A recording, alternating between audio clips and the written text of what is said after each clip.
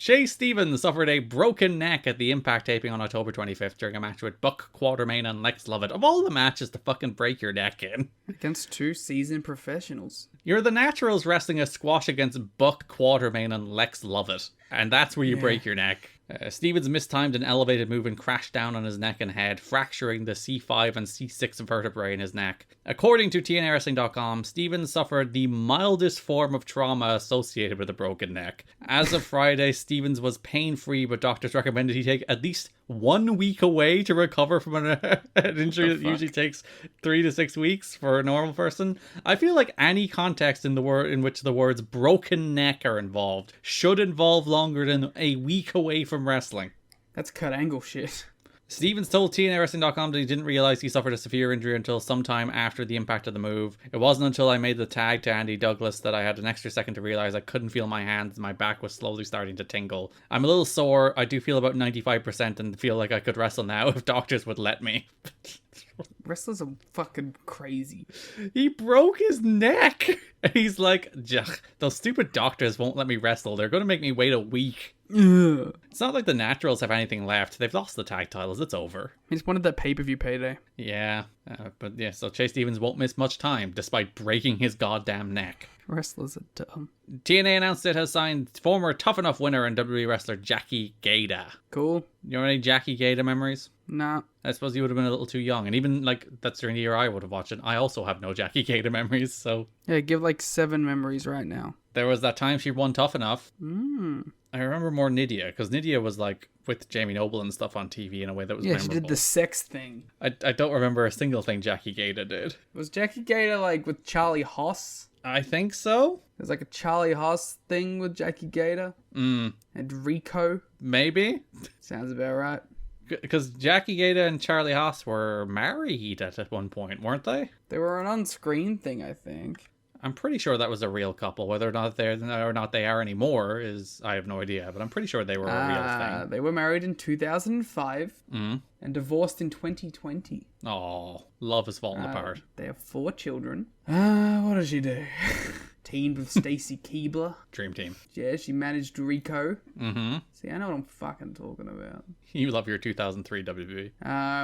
Announced the engagement of Gator House on SmackDown. This led to a catfight between Jackie Gayda and Dawn Marie, which led to an intergender tag match at No Mercy, pitting Gayda, Haas, and Rico against Dawn and the Dudley Boys. That's a match of the year right there. And Jackie Gayda's team won the bout. This is the full Jackie Gayda career retrospective. Dawn Marie predicted that the relationship would not last very long. From that they moment got onwards, Dawn 15 years, Dawn Marie. That's pretty good. From that moment on, Dawn Marie tried her hardest to split up the couple. On the August 7th episode of SmackDown, Gayda found herself on the receiving end of Billy Kidman's BK bomb. She sold her injuries through the October tour of Europe by wearing a neck brace. What a worker. Only returning to Just action like on the October 28th episode of SmackDown in Omaha, Nebraska, where she returned in a Halloween costume contest between Dawn Marie and Tori Wilson, spearing Dawn, and you won't believe it, tearing the clothes from her body. A vengeful Dawn then screamed to Gayda that it was not over. Dawn gained her revenge during an arm wrestling contest on the November 4 episode of SmackDown, headbutting Gayda and catfighting her until Haas made the save. Dawn's ally, Heisenreich, then decimated Haas, dismaying Gayda's attempts to protect Haas by shoving her to the mat. On the November 25th episode, Gayda tried to gain revenge in a, quote, in quotes, Pilgrim versus Indian match. But both women were disqualified for ignoring the referee's instructions. The two divas fought once again on December 2nd, this time while wearing Christmas outfits. General Manager Teddy Long finally announced a final encounter at Armageddon, appointing Haas as the referee. Gayda lost the match and her fiancé as the relationship was broken when Haas revealed he had had an affair with Dawn Marie. He then rejected Marie afterward, saying he did not want either woman. Well, what a career. What a run. And then she was in a bunch of vignettes with other divas, and then her and Haas got fired in 2005. After their year-long story.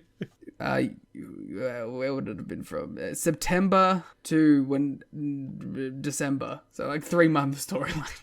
All of that was in 3 months? Yeah. Oh. Well, she's coming to TNA. Cool. I'm sure she'll do something very exciting. In 2008, Haas and Gayda opened the Custom Muscle Nutrition and Smoothie Shop at a nutritional store in Frisco, Texas. I hope that's still open, just like their friendship. I just got spoiled on winner of the Knockout of the Year. Oh, of course, famed winner of the worst worked match of the year in the Wrestling Observer, teaming with Christopher Notwinski versus Bradshaw and Trish Stratus. That company is so bad. So there you go. You happy? Excited? I feel like the early to mid 2000s of that company are almost underrated in how bad they are. Because it has like the same amount of attitude era bullshit, but people are a fraction as over, and it's during a period in which nobody wanted that anymore. But yes, Jackie Gayda's come to TNA. What a her class of fired people is wild. Joy Giovanni. Yeah, of course. Kenzo Suzuki. TNA legend. Perry Matt Saturn matches Morgan. still lives in my dreams. TNA legend. Charlie Haas. Had one TNA match. He wrestled Josh Alexander in 2022. Yeah, I remember that. Jackie Gayda, of course. She is the star of the class. Marty Jannetty. Shockingly never wrestled in TNA. Why did they sign him to a deal? That was when they did the Rockers reunion. I know this because I just watched fucking Darkside. I know, but like, why did they sign him to a deal? Because Shawn Michaels has political pull and he felt guilty. And like, he did look pretty good in like the Rockers match and the match he had on SmackDown with Kurt. Like, he didn't look dreadful, but also, why did you sign him to a deal? Because Shawn has political pull and he felt bad. All right. Dawn Marie. Man, that whole feud got canned after 3 months of TV. Yep. Mark Jindrak. Is he still wrestling? I know he obviously he did very well in Mexico for years after, but I haven't heard about Marco Corleone in a while. Maven. Oh, my fave.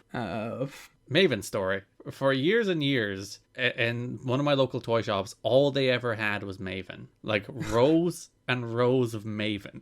Like, literally, 30 Maven action figures. Now you'd kill for a Maven.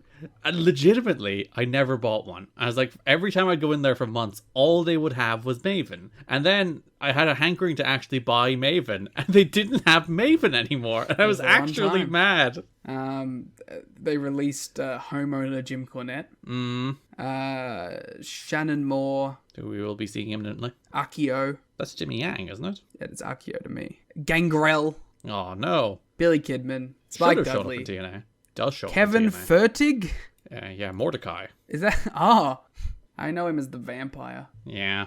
Kev Thorne, baby. He does come back. That's stupid. Yeah, he does. And then, of course, Bubba and Devon, you'll be surprised to learn were fired here, too. They make it very clear. They did not proceed with any renegotiations. Yeah, there's an interview that I didn't include where they're like, let's get it clear. We were not fired. Yeah, they do say that here. Our contracts expired, and we did not like the offer of renewal we got and felt we had done everything we could there. Too Cold Scorpio was hired in 2007?